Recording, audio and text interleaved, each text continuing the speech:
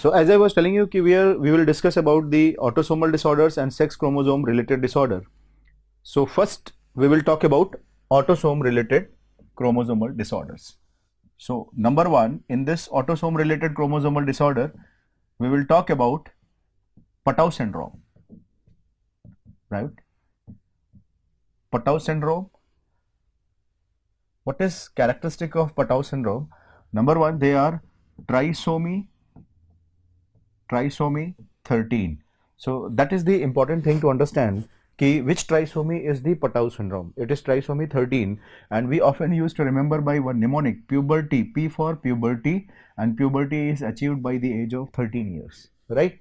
So this is the mnemonic to understand what is Patau. Patau is the puberty age group. So trisomy 13. Trisomy 13 is the reason for Patau syndrome development.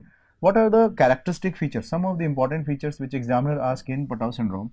If you look at the appearance of the Patau syndrome baby, what you will notice, they will be having very small head, right? So they will be having very small head. So this is called microcephaly, right? So they will be having microcephaly and they will be having mental retardation. So microcephaly and mental retardation will be present in Patau syndrome, right? So microcephaly, mental retardation, and when you will see the radiological examination or gross examination of this baby, you will find one characteristic finding which is called as holoprosencephaly. Holoprosencephaly. Holoprosencephaly is a condition where forebrain, usually normally forebrain is having two hemisphere, right forebrain hemisphere, left forebrain hemisphere. But in this case, holoprosencephaly, you can see the name itself is telling holo means whole, prosen means forebrain. So forebrain is having only one segment. There is no right and left cerebral hemisphere. So whole brain will be like this, right? So there is no right and left cerebral hemisphere. No right and left cerebral hemisphere. That is the meaning of holoprosencephaly, right? So these are the important things: microcephaly, mental retardation, holoprosencephaly. And when you will see the facial appearance, in facial appearance you will notice that their eyes will be very small, right? So suppose I am showing you, these are the eyes, right? So this is the eye, and you can see I had made eye very small. So this is called microcephaly, microophthalmia. So they will be having microophthalmia. So in face they will be having microophthalmia, right? So these are the important findings which you will see in a case of Patau syndrome, right? In case of ears, you will look at the ears, they are low set ears, right? So I am just showing you here, they will be having low set ears, right? So low set ears will be present. So they will be mentally retarded, low set ear will be there. They will be having congenital heart disease like VSD or ASD also, right? So when you will see the heart examination, so in heart you will notice they are having congenital heart disease. They will be having congenital heart disease also, like septal defects, right? So all these septal defects can be seen in Patau syndrome. Patau syndrome, what is another important thing which I wanted to discuss here, which was the question also in All India 2014. Question was rocker bottom feet. When you will see their feet, you will find this is like this. So this is called rocker bottom feet. So they will be having rocker bottom feet. So rocker bottom feet will be seen in Patau syndrome. Rocker bottom feet, this will be seen in Edwards syndrome also. So let us see what you will see in Edwards syndrome.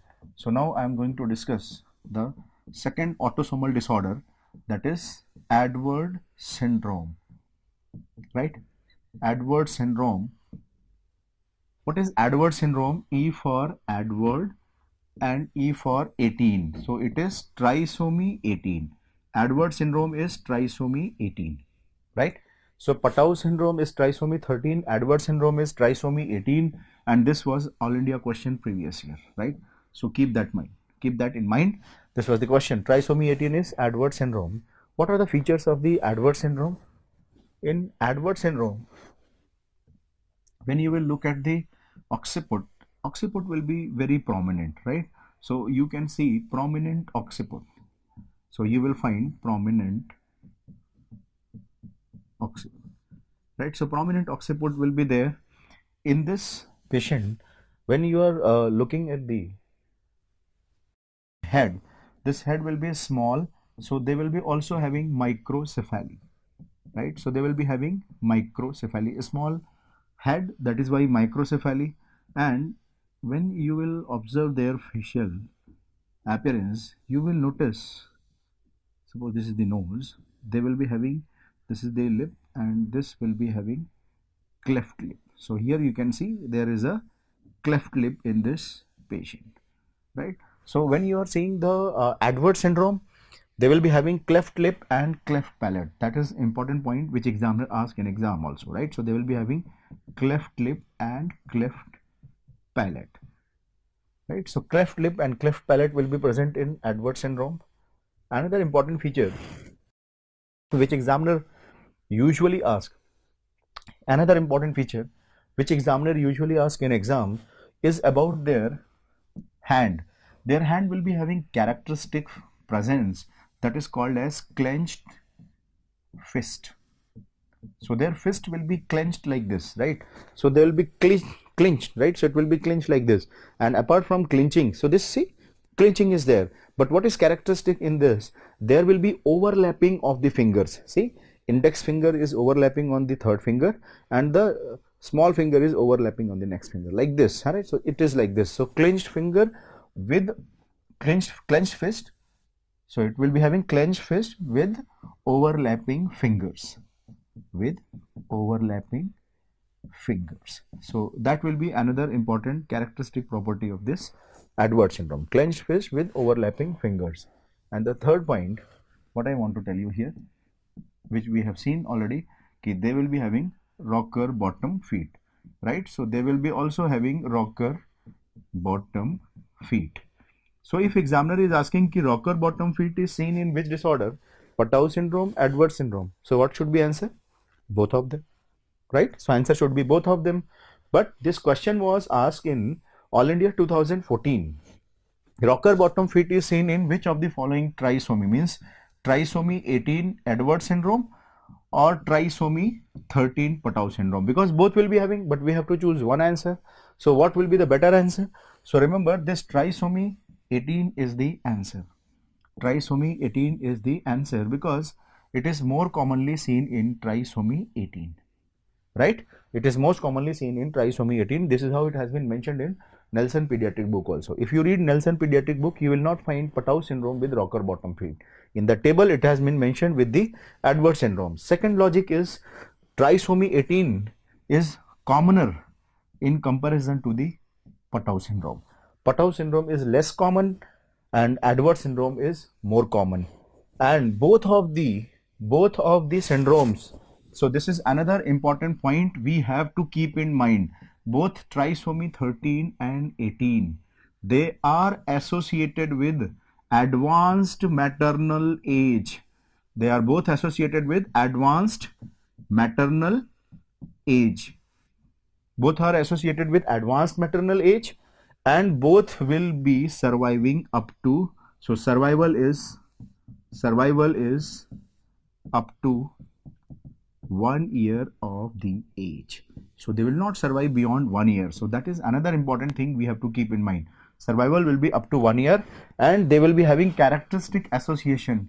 They will be having characteristic association with maternal age, and survival will be up to 1 year for both trisomy 13 and trisomy 18. So these are the important point about these two rare syndromes. Now I am going to talk about the most common one, right? The most common one, which is called as trisomy 21.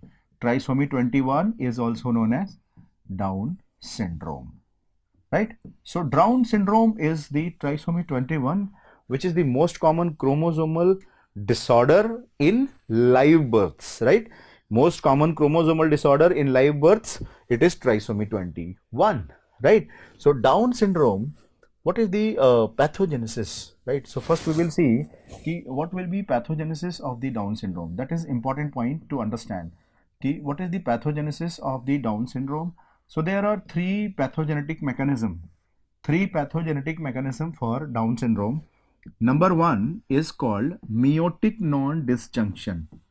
Meiotic non-disjunction, right? So meiotic non-disjunction, most common mechanism for Down syndrome development. So this is the most common mechanism for Down syndrome development, which is present in 95% of Down syndrome. So 95% of Down syndrome is because of meiotic non-disjunction, and that is the most common one. Second most common in Down syndrome is the Robertsonian translocation. Robertsonian translocation. So as we all know that Robertsonian translocation is the second most common. 4% of Down syndrome, remember, 4% of Down syndrome is because of Robertsonian translocation, right? So this is the second most common, right? Now we will see the third one is the least common, mosaicism. Third one is the least common, and that is called mosaicism. So third mechanism is mosaicism. So mosaicism is the least common, and they are responsible for 1% of the Down syndrome. So now we can see there are three important mechanisms for the Down syndrome development.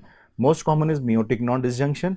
Least common is the mosaicism, which is because of mitotic non-disjunction, right? So mosaicism is due to mitotic non-disjunction. So that is also one important thing we have to keep in mind, mitotic non-disjunction, right? So this is also because of mitotic non-disjunction. So these are the three important points which we have to keep in our mind, right? Now we will discuss about the number one, the meiotic non-disjunction.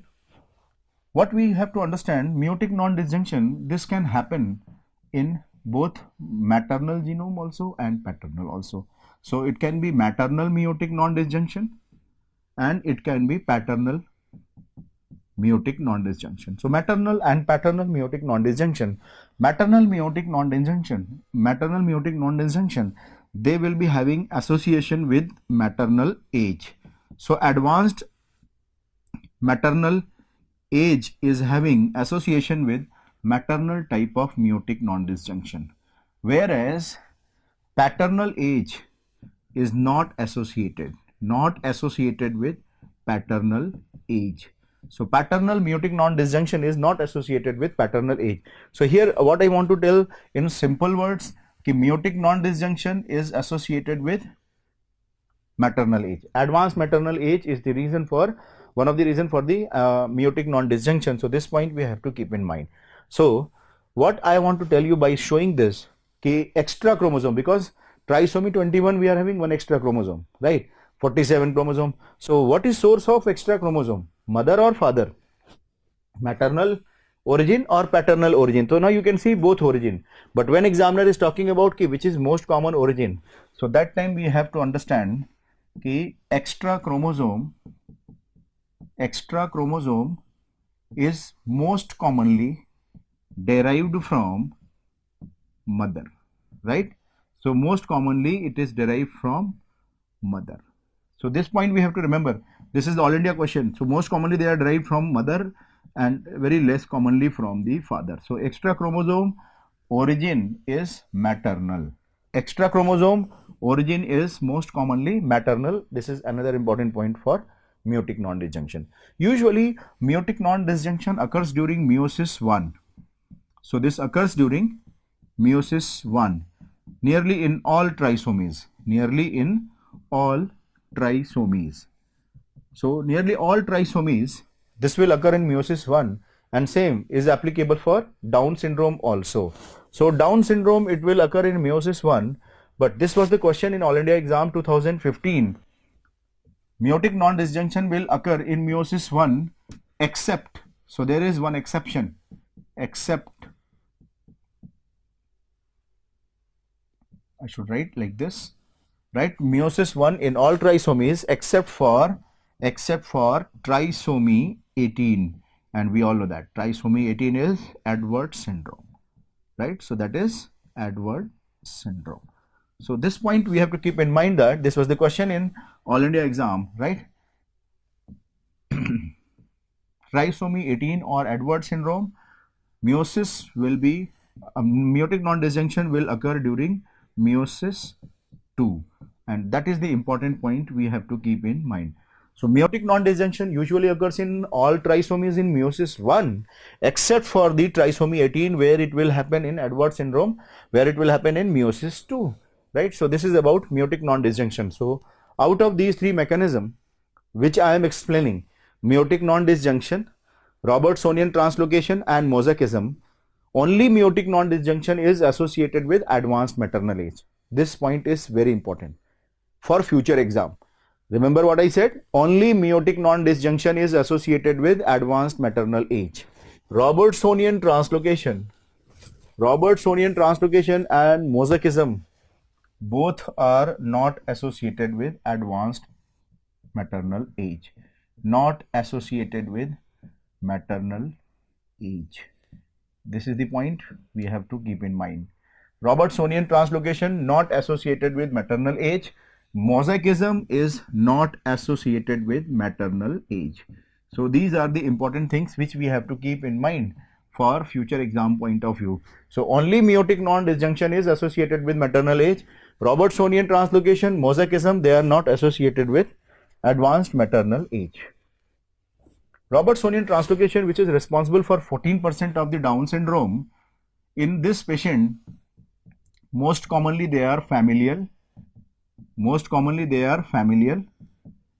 Robertsonian translocation will happen between translocation 21 to translocation chromosome number 14. So this is the most common translocation. Most common Robertsonian translocation is 21 to chromosome number 14, right? So this translocation is most common. Apart from this, translocation can happen with other chromosomes also, and we have read already in chromosomes कि acrocentric chromosomes will go for Robertsonian translocation. So acrocentric chromosome, what are the acrocentric chromosome apart from 21? So it is 22. So 21 will have translocation with 22, with 13, with chromosome number 14, with chromosome number 15, and by themselves 21 to 21. So these are the some of the important things which we have to keep in mind: 13, 14, 15, 21, 22. So these are the translocations which we will expect in case of Robertsonian translocation, and all these are acrocentric chromosome and these are familial. That is why if a parent, any parent is suffering from Robertsonian translocation, see, this was the question in AIMS exam. If any of the parent is having Robertsonian translocation, so what should be the management if they are planning to have another baby? Already they have one Down syndrome baby and they're planning to have another baby. So what will be your advice to such kind of guardian? So you will tell them कि you are having Robertsonian translocation, so chances of getting Down syndrome will be more, right? So that is why you should safely go for what process? Adoption. Go for adoption. You remember in pedigree I had made like this: adoption of female baby, and this is adoption of male baby. So this was the question in AIMS. They will write कि this translocation was present, they are planning to have another baby, and already one baby is Down syndrome. What should be the next line of management? You advise them to have an adoption, nothing else, right? So don't advise them to go for the another pregnancy, and especially when examiner says translocation 21. This is very, very important to understand.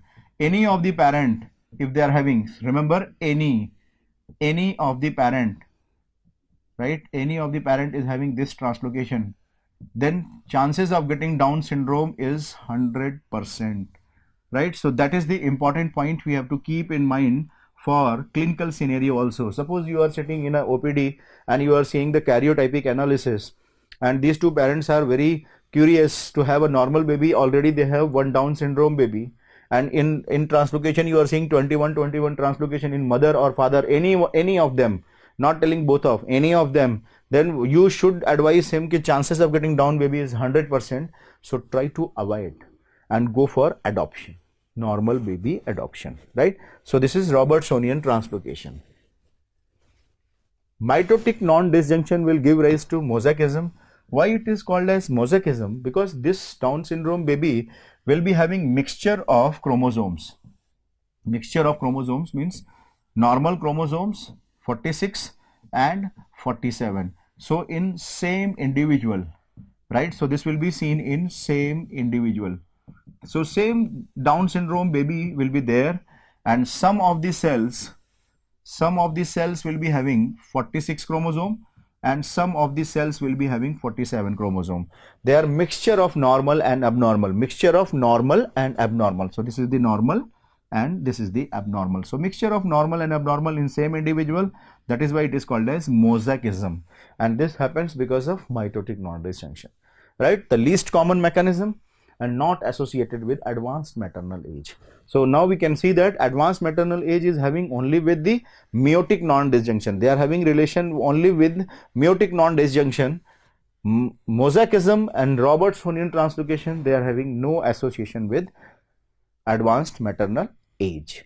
Now we will see what are the clinical features we will observe in a Down syndrome. So what are the clinical features we are going to see in a Down syndrome in a diagrammatic schematic manner, right? So what are the clinical features? So when I draw this, so first I would like to tell you about the face, because in face there will be so many things you will be observing. So number one, you will observe the entire face. They will be having flat facial profile. They will be having flat facial profile. So flat facial profile will be seen when you will see the upper area brain they will be having mentally retarded, right? So mental retardation. So there will be mental retardation, and we all know that mental retardation is the most common. Mental retardation is the most common cause of mental retardation. Most common, actually I should say most common genetic cause of mental retardation. Most common genetic cause of mental retardation is the Down syndrome. So this point we have to remember. Most common genetic cause of mental retardation is Down syndrome, right? So mental retardation, most common genetic cause of mental retardation is Down syndrome. When you are looking at the eyes, right? So when you are looking at the eyes, suppose I am just trying to make eyes will be having oblique palpebral fissure. So you can see this is called mongoloid slant, oblique palpebral fissure. So eyes will be having oblique palpebral fissure. So oblique palpebral fissure will be there. This is also called as mongoloid slant. This is also called as mongoloid slant. So mongoloid slant will be there. When you will be looking at the epicanthal fold, so they will be having very prominent epicanthal fold, right? So what I have drawn here is the prominent epicanthal fold, right? So remember this, prominent epicanthal fold, prominent epicanthal folds. So prominent epicanthal fold will be present in Down syndrome, right? When you are looking into the eyes, right? When you are looking into the eyes, what you will observe, these eyes will be having iris will be having white spots. Iris will be having white spots, and these are called as brush field iris or brush field spots. So what I am showing you, these are the brush field spots. So what are the brush field spots? These are white lesions. These are white lesions around the iris. So when you are looking at the iris, you will be having white lesion or white spots. So these white spots which we are seeing in the around the iris in the eyes, these are called as brush field spots, right? When you will see the nasal bridge, they will be having flat and broad nasal bridge. And important thing, when you will observe about the mouth, when you are seeing a mouth, you will notice that this Down syndrome baby, and you will find large protruding tongues, right? So they will be having large protruding tongue, which will be having wrinkling, right? So they will be having wrinkling of the tongue. So large protruding tongue with wrinkling. So now I have shown you large protruding tongue with wrinkling. So this is the what I'm showing you here. This is the large protruding tongue, right? And they are showing wrinkling, right? So sometimes it is also described like a scrotum like tongue. So sometimes they in clinics they will be describing scrotum like tongue, right? So scrotum like tongue because of this wrinkling, right? So because of this wrinkling, it is also described as a scrotum like tongue. So just keep that in mind. Scrotum like tongue is because of wrinkling. So large protruding tongue will be there, and that will be the feature of Down syndrome, right? And when you are looking at the ears will be low set ears, right? So now we can see that they will be having low set ears, right? They will be having low set ears. So these are the numerous abnormalities we are seeing in the face, which is the clinical feature. When you are coming down and you will be seeing into the heart, what finding you are going to see inside the heart, right? What finding you are going to see inside the heart? They will be having congenital heart defect, right? So this baby will be having congenital heart disease. Which congenital heart disease is the most common? This is important question. What is the most common heart disease in Down syndrome? So most common heart disease in Down syndrome is the endocardial cushion defect. Answer will be endocardial cushion defect. Endocardial cushion defect is more commoner than ventricular septal defect. VSD is more commoner than ASD. So this is the order we have to keep in mind. Most common congenital heart disease in Down syndrome is endocardial cushion defect, then BSD, then ASD, right? Moving to the next important thing, which is seen in his hand. When you are going to see the hand of this baby, how will be the hand? Hand will be broad, thick, broad, and fourth finger will be having curvature inside like this, right? So this is the appearance of the hand in a Down syndrome, right? What I had described, hand will be, see what I'm writing here, hands are short, broad, right? Hands are short, broad, and fifth finger with curvature. Fifth finger is with curvature, right? So this is the important thing we have to understand. Okay, fifth finger, when you will see, they will be having curved inwards, right? So curvature is towards the inside. So now you can see this is the fifth finger which I am showing you here. This is the fifth finger, right? So this is the fifth finger, and now you can notice there is a curvature inside. So this is having curvature inside.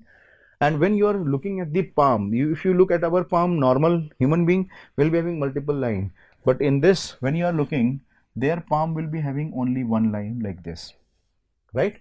So this is called single palmar crease. So this will be described as a single palmar crease. This is single palmar crease. So single palmar crease is also famously known as simian crease. Simian crease, because it is seen in monkeys, simians, right? So that is why it is called a simian crease. So simian crease or single palmar crease will be present in Down syndrome inward, right? So that is the another important feature which examiner asks in exam. Simian crease, right? Inward curvature. These are the features of the Down syndrome. Now coming to the third thing, when you are coming to the intestinal areas, GIT areas, what you will notice, suppose I'm showing you this is the stomach and you will be seeing the duodenum.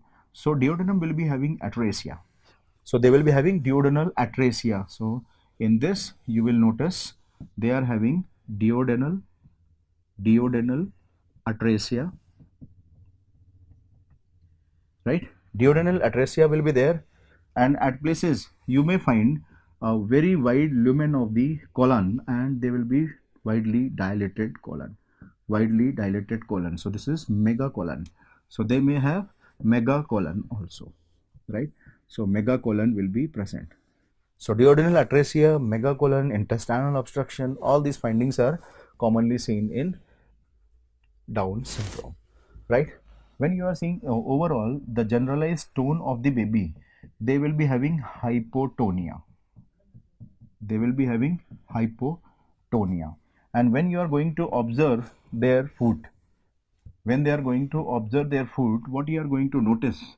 What you are going to notice, there will be a difference, wide gap between first and second great toe, right? So like this. So I'm showing you, this is the foot, right? In this foot, what we are observing, there is a wide gap between first and second toe. So there will be wide gap between first and second toes. So that is the another important thing, wide gap between first and second toes. So these are some of the salient features which you will observe in Down syndrome baby, right? Now some of the important point which I wanted to discuss, which is controversial also, and examiners are very fond of these questions. So number one, when you are seeing their bone marrow and you are observing leukemia, so which is the most common leukemia seen in Down syndrome? This is the question. Which is the most common leukemia seen in Down syndrome? ALL or AML? Which is most common, right? So that time we have to remember, acute lymphoblastic leukemia. ALL, acute lymphoblastic leukemia, is most common, and it is more commoner than acute megakaryocytic leukemia or acute myeloid leukemia. So AML, in AML also, which is most common AML? Most common AML is AML M7. So that is the point we have to keep in mind. Most common leukemia in Down syndrome is ALL, right? But when examiner says amongst the AML, which is most common AML? AML M7, right? So AML M7 is most common, and AML M7 is also called as acute megakaryocytic leukemia, right? So acute megakaryocytic leukemia is the name of AML M7, right? So this is the same thing, right? If examiner says most common leukemia in Down syndrome, answer should be acute lymphoid leukemia. But when examiner says most common leukemia in Down syndrome less than 3-year-old, most common leukemia, now the question is most common leukemia in less than 3 years old, then what will be your answer? So in this case, your answer will be changed to AML. And which type of AML? Just now we have discussed megakaryocytic, right? So AML M7 will be most common leukemia in baby of Down syndrome baby less than 3-year-old. AML M7 megakaryocytic leukemia will be most common. So this is number one important point. Another important point which I wanted to discuss here is another important MCQ, which was this year All India question also, right? If a Down syndrome baby survive beyond 40 years of age group, see what is the question? Beyond 40 years. So a Down syndrome case surviving beyond 40 years, so universally they will be affected by which disorder? That is the question, right? More than 40 years of the age group of the Down syndrome. So most commonly which disorder will happen in this Down syndrome? ALL, AML or Alzheimer's disease. So what should be answer?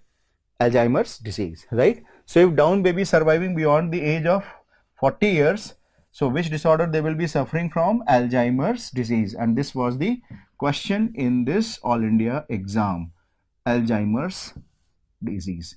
So Down syndrome baby more than 40 years, which disorder they will have? Down syndrome, Alzheimer's disease, right?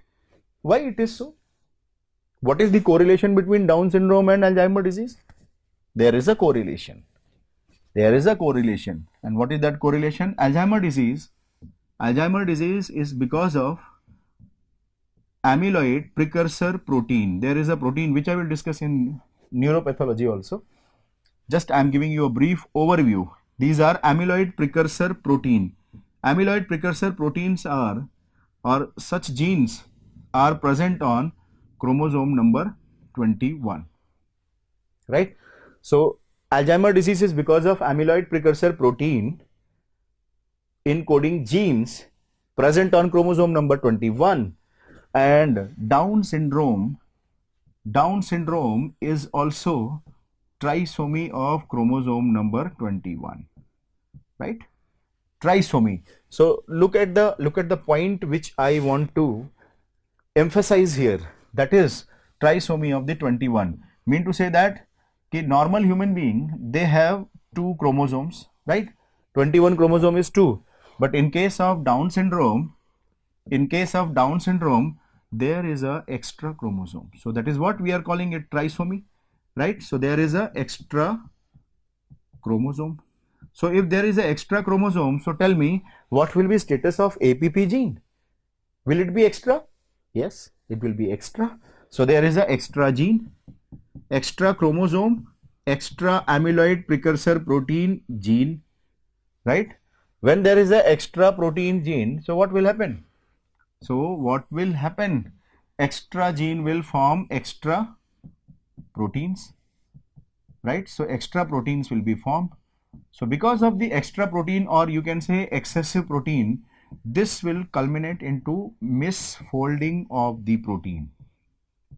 Misfolding of the proteins, right?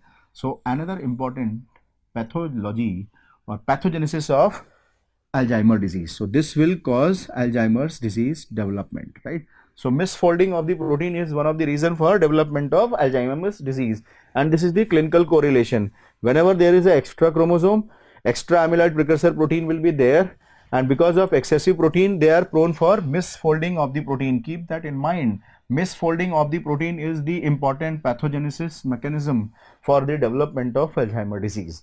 So now you can understand why trisomy 21 is associated with Alzheimer's disease, right? Now in this Alzheimer's disease, what I wanted to tell you about the serum markers. What are the serum markers of Alzheimer's disease? Serum markers of Alzheimer's disease, I would like to tell you in 2 terms, right? There are triple markers and quadruple markers. So what are the triple markers, right? What are the triple markers and what are the quadruple markers? So triple markers and quadruple markers, what is the difference? What are the things included in triple markers? In triple markers, number 1 is alpha fetoprotein, AFP, right, which is called as alpha fetoprotein. So alpha fetoprotein will be there in triple marker number 1. Number 2 will be estriol, right, and number 3 is beta HCG, right? So these are the 3 things which are used in triple marker of the Down syndrome. So triple marker, when we are using in Down syndrome, they are consisting of alpha fetoprotein, estriol and beta HCG. When we talk about quadruple, so apart from these three, there is a addition of one more thing which is called as inhibin A. So when you are adding inhibin A, this will be called as quadruple marker. So that is the very important question which examiner can ask, or which examiner had asked in earlier All India exams, right? Triple marker consists of all of the following except, or quadruple marker will be having everything, right? So like that examiner can ask. Apart from this, there is a one more marker which has been included here. Just keep that in mind. This marker is called as PAP-A. PAP-A is the another new marker which is used for the diagnosis of the Down syndrome. What is PAP? Stands for pregnancy associated associated associated plasma proteins. So pregnancy associated plasma proteins A, plasma protein A. So this is the full form, PAP-A, right? PAP-A stands for pregnancy associated plasma protein A, right? So this is the another important marker which we use for the diagnosis of the Down syndrome during the uh, fetal development, right? So out of these things, what I want to emphasize extra, who are increased and who are decreased, right? Because this I wanted to tell you separately so that there should be no confusion, right? Who are increased? Remember, H for high, beta HCG will be high. So these are two things which will be high. Beta HCG will be high, and even inhibin A, inhibin IN increased. Like that we can remember. See, this is the mnemonic. H for high, IN for increased. So beta HCG and inhibin A, these two marker in the maternal serum will be increased if there is a Down syndrome baby, right? And rest of the other markers which will be present is decreased. For example, alpha fetoprotein will be decreased, right? Number one, estrol will be decreased. So estrol will be decreased and PAP-A will be also decreased. So these are the important thing we have to keep in mind, right? For who are increased and who are decreased, because in exam they ask these question very frequently. Another important thing which examiner may ask in future exam, which of the following markers are used in first trimester? So during pregnancy, which of them is used for first trimester and which of them will be used in second trimester? So these are the two different questions which examiner may weave in future exam. So in first trimester, keep that in mind, beta HCG and PAP-A. So this is very, very important to understand. These two are used in first trimester, beta HCG and PAP-A. In second trimester, rest of the others you are going to use estrol, alpha fetoprotein and inhibin A. So estrol, alpha protein. So in second trimester, what we are going to use? Estrol, alpha fetoprotein and inhibin A, right? So these are the markers which we are going to use in second trimester. These are the markers which we are going to use in first trimester for the diagnosis of the Down syndrome, right? So these are important point about Down syndrome. So now we have discussed in detail about this syndrome and their markers, though these are all autosomal chromosome disorders. Now we are going to move to the sex-linked disorders, sex chromosome disorders. In sex chromosome disorder, number one and the most important one, sex chromosome disorder, number one is the Turner syndrome. Number one is Turner syndrome. Turner syndrome is a sex disorder, sex chromosome related disorder. Turner syndrome is a sex chromosome related disorder where you will see the patient is phenotypically female. Phenotypically means morphologically. Outlook wise, when you will see, this patient will be female, right? So this patient will be phenotypically, morphologically she will be female, and trisomy, this Turner syndrome is presenting with primary amenorrhea. So they will be presenting with primary amenorrhea, and this is the most common cause of primary amenorrhea. Turner syndrome is the most common cause of primary amenorrhea. So remember this point. Most common cause of primary amenorrhea is the Turner syndrome, right? So patient will be presenting with primary amenorrhea, infertility, right? And what will be the karyotypic analysis? As I said, these are the sex chromosome related disorder. So when you will see the karyotyping, of this patient, right? So there are different types of karyotyping which we should know and remember, because these were questions in All India and JIPMER exam 2016 and 17, right? So what are the karyotyping? Number one, the most common karyotyping which everybody knows is 45XO, right? So this is the most common, right? Monosomy. This is called monosomy. So what I am showing you here, this is called monosomy, right? So monosomy, only one X chromosome is present. So this is the most common, right? Second thing which you can observe in this patient is the 46th number of the chromosome, and one of the chromosome will be converted into isochromosome, IX long arm. So that is the important thing to understand. This is the isochromosome, right? So this is the isochromosome. So isochromosome is also involved in pathogenesis of Turner syndrome. So that is what I have said in isochromosome discussion also. So isochromosome will be present, and remember, this isochromosome is involving long arm of the chromosome. That was the JIPMER question. Isochromosome long arm or short arm? So remember, it is long arm. Remember, it is long arm. Short arm is not associated with the Turner syndrome pathogenesis, right? Similarly, there was another statement given in JIPMER exam, 46 chromosomes, and there will be one chromosome which is the ring chromosome, and we know that ring chromosome, there is no short arm, no long arm. So these are the three karyotypic abnormalities which were mentioned in JIPMER exam, right? So 45XO is the most common karyotypic abnormalities. Apart from that, you will see 46X and 46I, which is the ring chromosome and isochromosome. So ring chromosome and isochromosome, these are also present in Turner syndrome karyotypic abnormalities. What are the clinical features you will see in Turner syndrome? What are the clinical features you will observe in any Turner syndrome?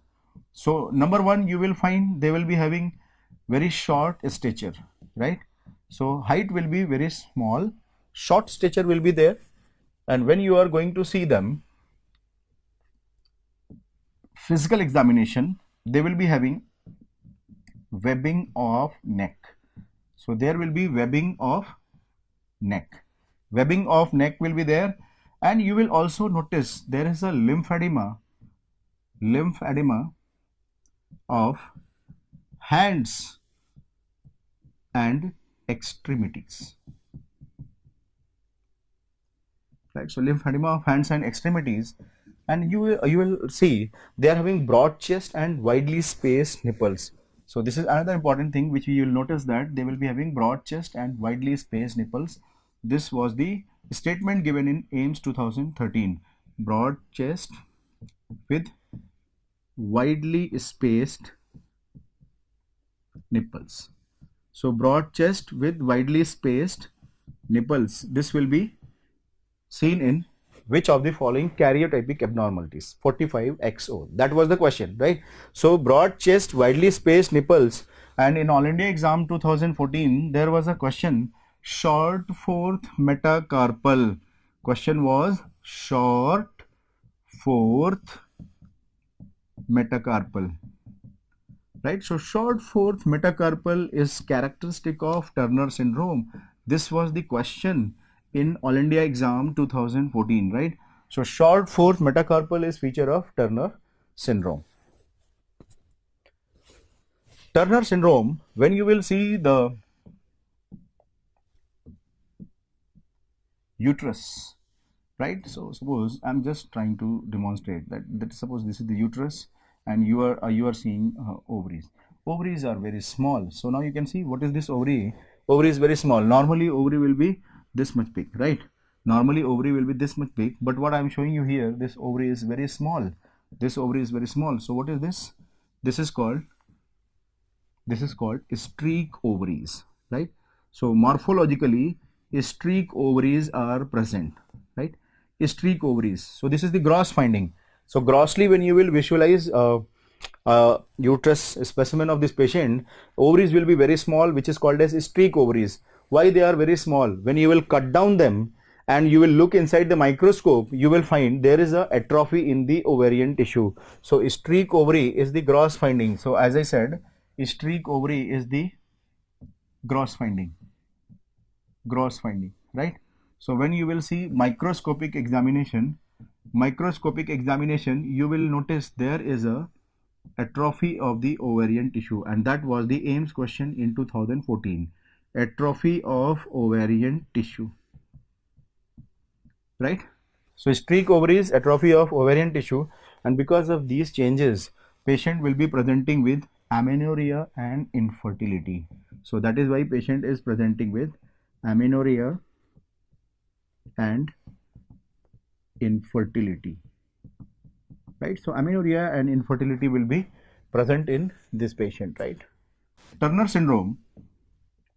In Turner syndrome, another important feature which you will notice that they will develop insulin resistance. They will develop insulin resistance. And because of this insulin resistance, which type of diabetes they will be contracting? You know, type 1 diabetes is because of beta cell depletion, and type 2 diabetes is insulin resistance, right? So this patient will be having high risk for type 2 diabetes mellitus. Type 2 diabetes mellitus, right? So type 2 diabetes mellitus, insulin resistance and type 2 diabetes mellitus will be seen in this patient, right?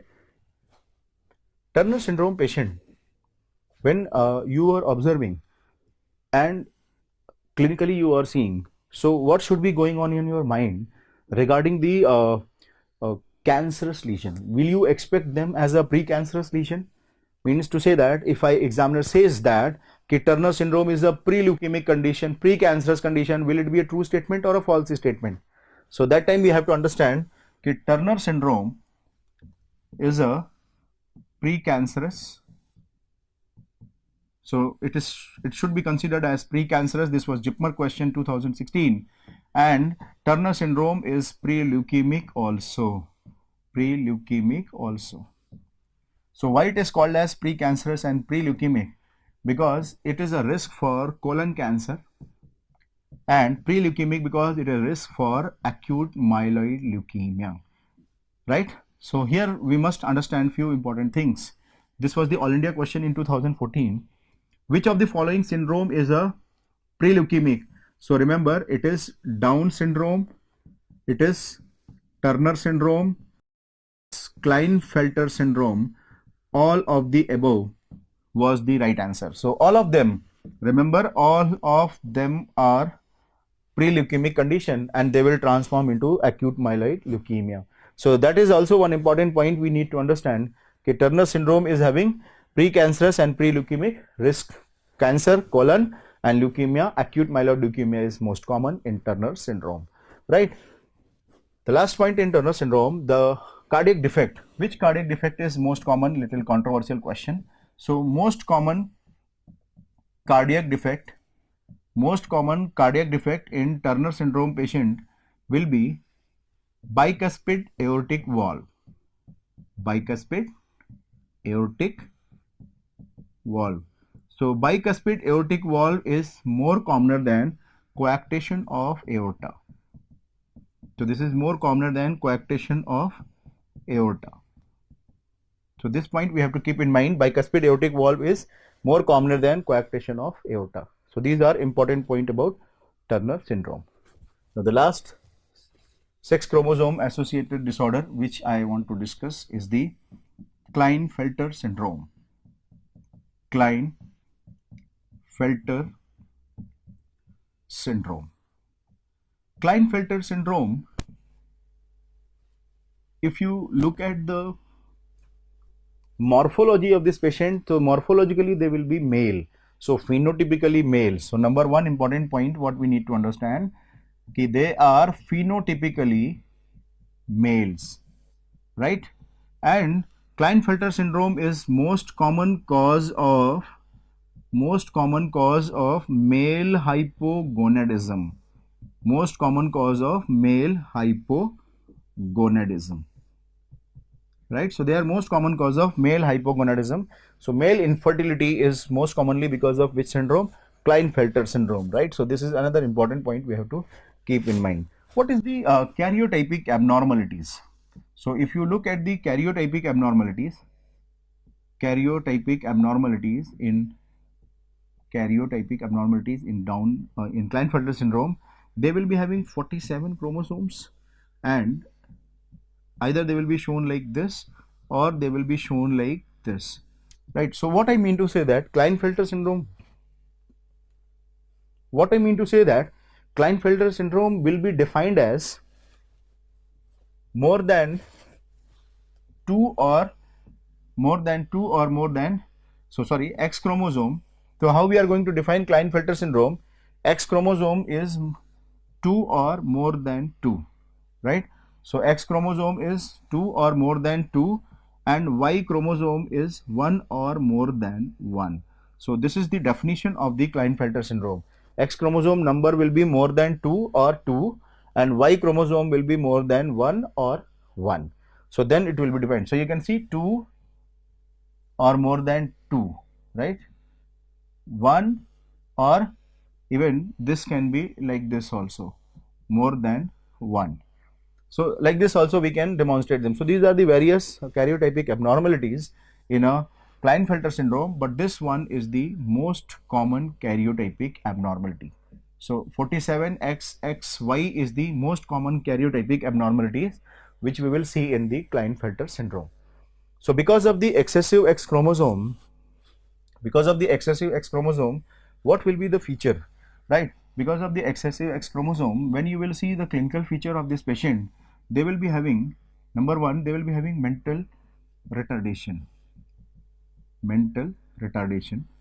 And remember, for every X chromosome, one X chromosome, mental retardation will be decreased by 15, right? So IQ will be decreased by 15. So this point we have to keep in mind. For every X chromosome, IQ will be decreased by 15. 2X chromosome 30, 3X chromosome 55. So it will be in multiples of 15. So 15, 1X chromosome responsible for decrease in, remember this point, 1X chromosome is responsible for decrease in IQ by 15. So patient will be having mental retardation and this patient will be having characteristic presentation. What are those characteristic presentation? You will see gynecomastia. Gynecomastia will be there. Why gynecomastia is there?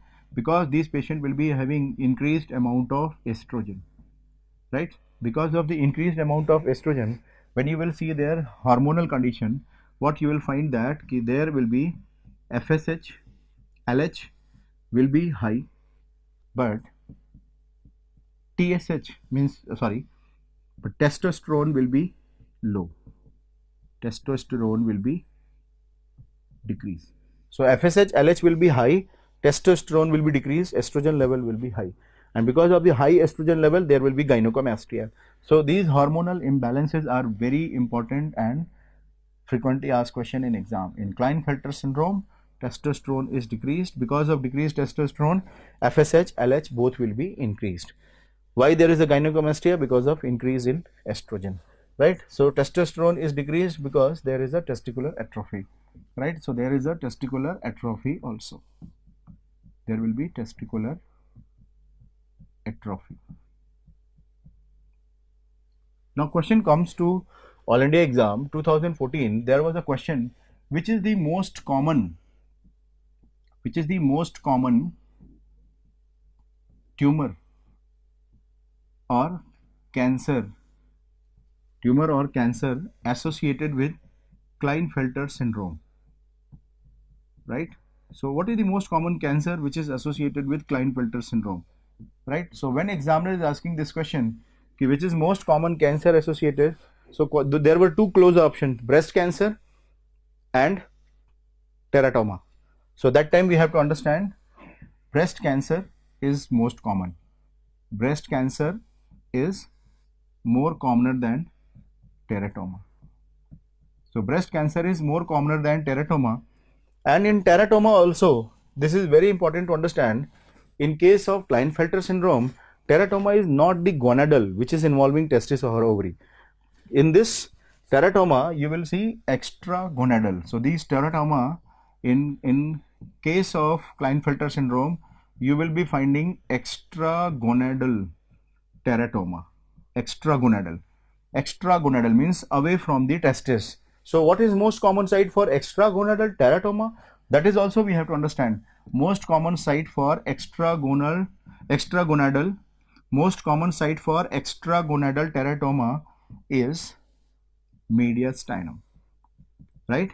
So whenever we are seeing a case of mediastinal mass, right?